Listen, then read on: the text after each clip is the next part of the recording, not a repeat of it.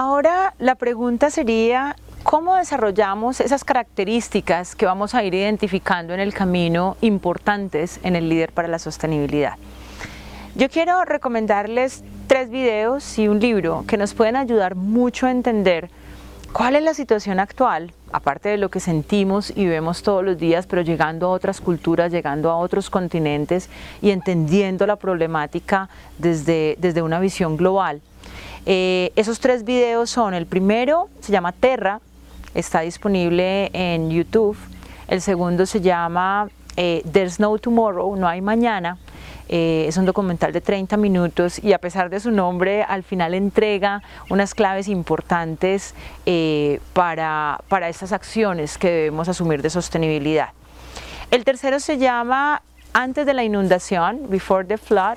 Ese lo encuentran en el canal de Nat Geo.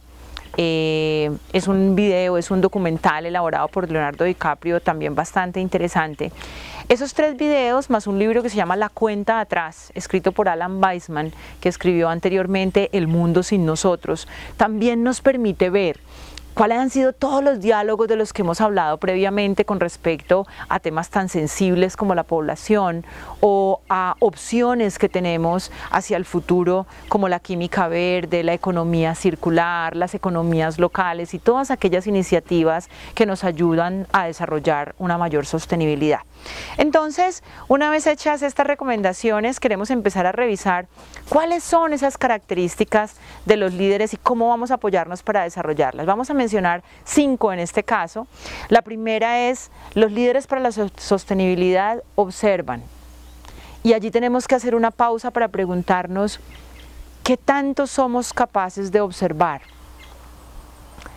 En ese sentido hay un ejercicio que los quiero invitar a hacer y para esto les voy a pedir que apenas termine de dar las instrucciones, ustedes por favor pongan pausa y durante 1 minuto ejecuten la tarea que les voy a recomendar.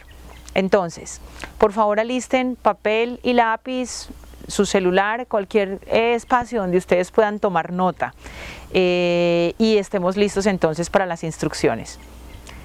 Una vez garanticemos que tenemos todos los instrumentos para poder escribir, vamos entonces a hacer lo siguiente.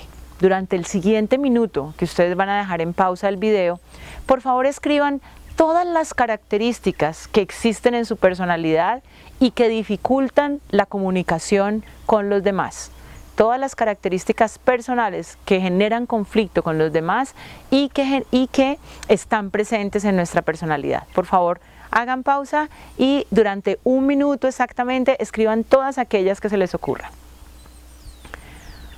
Una vez tienen su listado, la pregunta sería: ¿cuántas características encontraron durante ese minuto? Algunos habrán encontrado entre 1 y 3, 4, 5, 6, 7, 8 o más características. Desarrollaron un estudio donde se decía que si una persona se conocía suficientemente a sí misma, esta persona debería estar en capacidad en 1 minuto de escribir como mínimo 7 características de su personalidad que generaran conflicto con los demás. Si logramos las 7 o más, podemos poner ya un check en este punto y decir, ok, tenemos un nivel suficiente de conocimiento de nosotros mismos, ya sabemos qué dificulta la relación con los demás. Si encontramos menos de esas 7, la invitación también es a agregar a la lista de tareas cómo vamos a lograr identificar esas características que dificultan la comunicación. Los caminos son muchos, se puede elaborar un test muy sencillo que hay en internet de 180 preguntas que se llama Enneagrama y allí nos pueden decir cuál es nuestra personalidad, cuáles son esas características positivas, de energía media y de energía baja que tenemos y que podemos identificar que nos generan conflicto. Podemos hacer psicoanálisis, podemos hacer yoga, podemos a través de la Universidad de la Conciencia, el viajero interior, grupos de trabajo que se tienen presentes casi en todas las ciudades que nos ayudan a descubrir cuáles son esas características, o podemos hacer un viaje individual simplemente de observación para tratar de entender con las herramientas que existen hoy en día cuáles son esas características y poder observarnos primero suficientemente para poder entonces observar nuestro entorno.